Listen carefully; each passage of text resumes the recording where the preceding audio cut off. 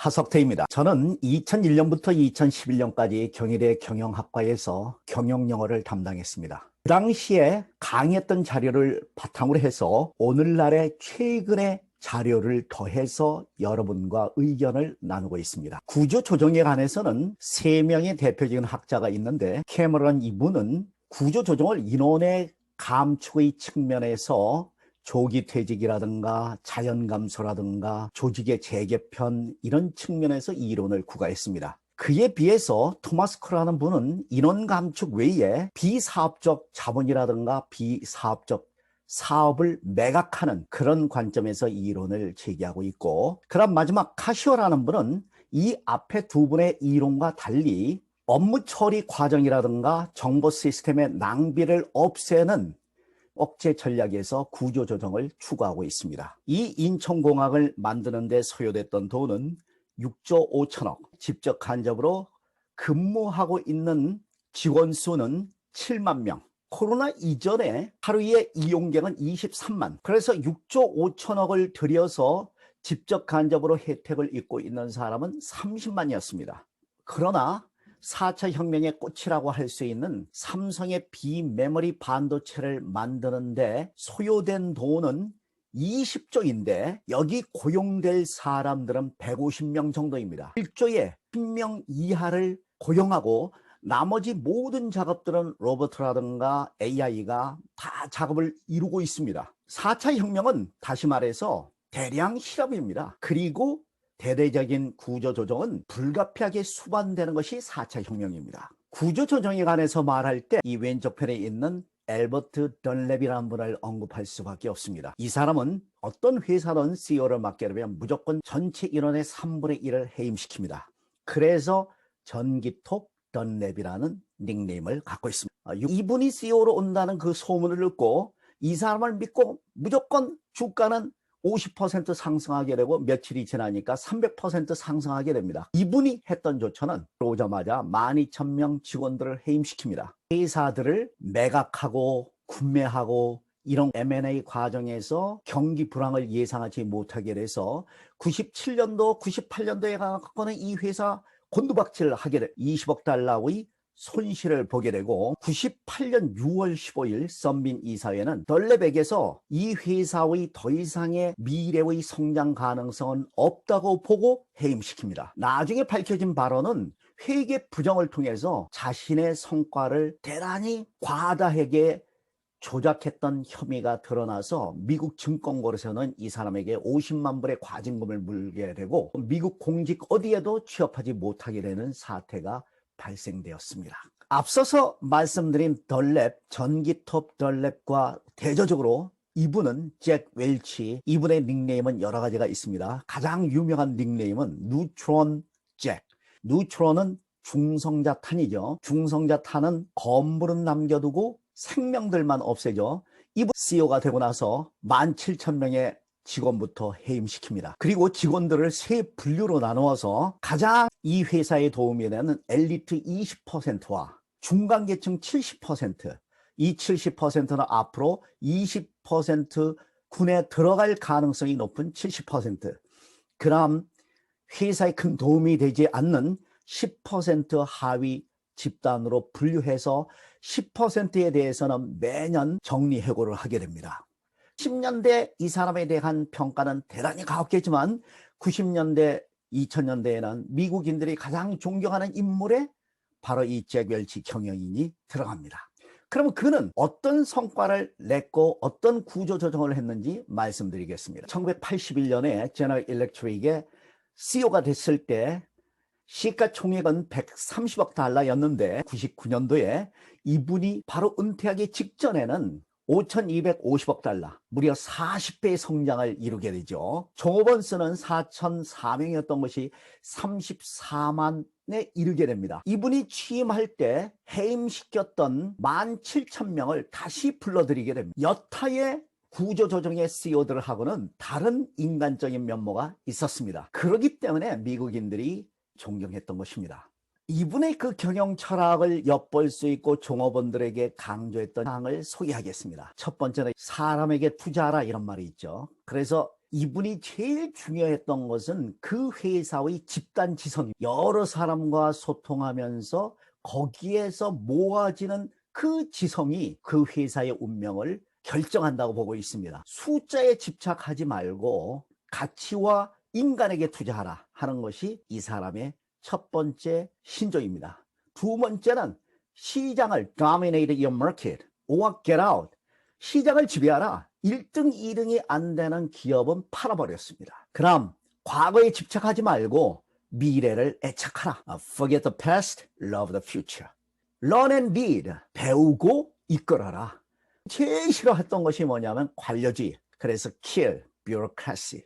관료주의는 뭐라고 평가했냐면 경영의 적이다 이렇게 평가했습니다. 회사의 말단 사원으로 들어와서 20여 년 후에 이 회사의 전체 CEO가 돼서 20여 년 동안 제너럴 일렉트릭을 진두지휘하고 나서 2000년에 은퇴했을 때 퇴직금은 우리 돈으로 4,500억이었습니다. 그만큼 이분의 공로가 지대하다고 제너럴 일렉트릭 이사회는 판단했던 것이죠. 이번에는 잘못된 구조조정의 역사적 사례에 대해서 말씀드리겠습니다. 보잉사는 비행기를 만드는 회사죠. 전 세계에서 에어버스와 보잉사가 가장 많은 비행기를 제작하는 독점 기업의 양대 산맥입니다.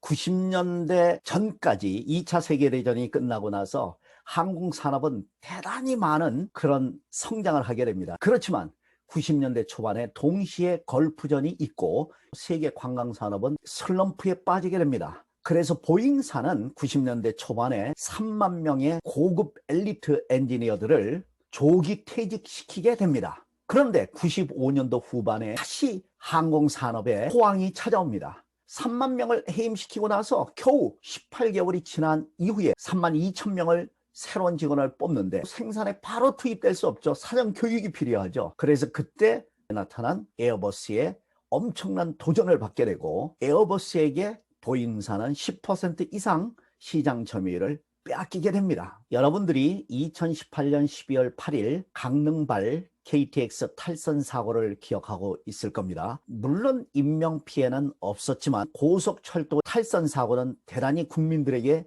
충격적이었죠. 이것도 따지고 본다면 2009년에 5,115명 주로 3급, 4급의 고급 엔지니어들을 조기 퇴직시킨 것이 결국은 이후에 코레일의 600건 이상의 사고와 무관하지 않습니다. 그리고 2018년까지 600여 건의 사고를 이래 본다면 정비 소홀이라든가 제작상의 결함이라든가 제품의 불량, 인재와 관련된 것이 80여 %를 넘고 있습니다. 이것은 앞을 내다보지 못했던 2009년의 구조조정과 무관하지 않습니다. 그리고 과연 지금 한국철도공사와 시설공단과 SRT가 분리되는 것이 맞는지도 올바른 구조조정인지도 우리는 검토해야 됩니다. 2014년에 54조의 자산을 갖고 있는 중국 고속철도가 시작됐습니다.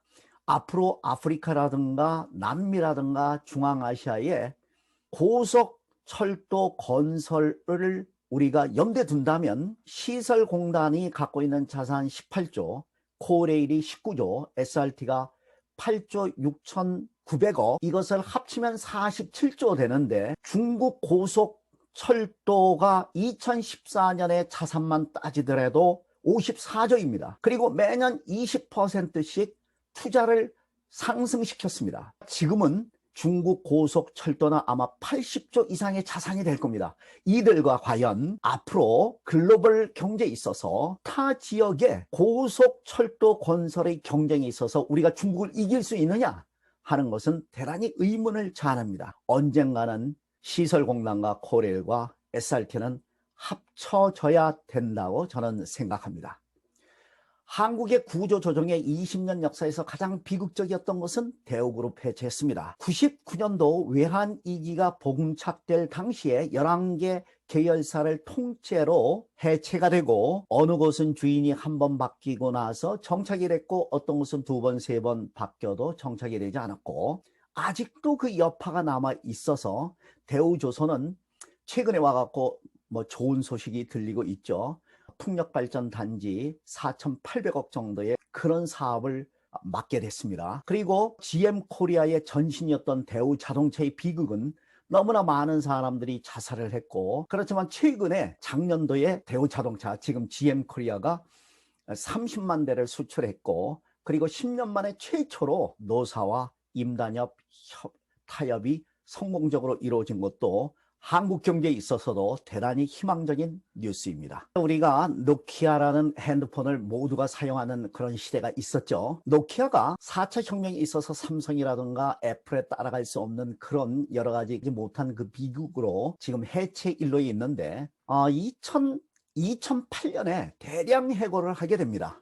이때 한거 시위가 어마어마했었고, 그리고 파업과 언론의 혹독한 비판들이 있었습니다. 그런 것을 겪고 나서 오히려 2011년에는 18,000명을 해임시켜야 되는데 큰 부작용이 없었습니다. 어째서 없앴느냐?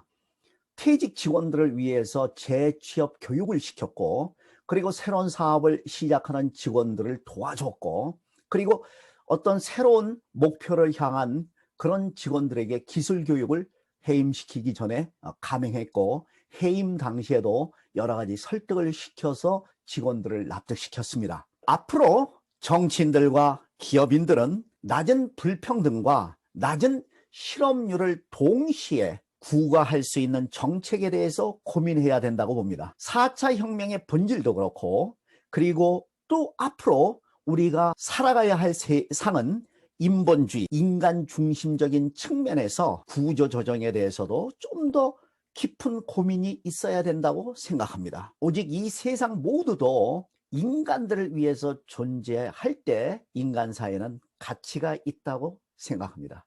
오늘의 강의를 마치고 다음 시간에는 구글의 역사와 경영 전략에 대해서 말씀드리겠습니다. 다음 시간에 뵙겠습니다. 이 강의가 좋으시다면 좋아요, 댓글, 구독하기를 많이 눌러주시기를 새삼 부탁드립니다. 감사합니다.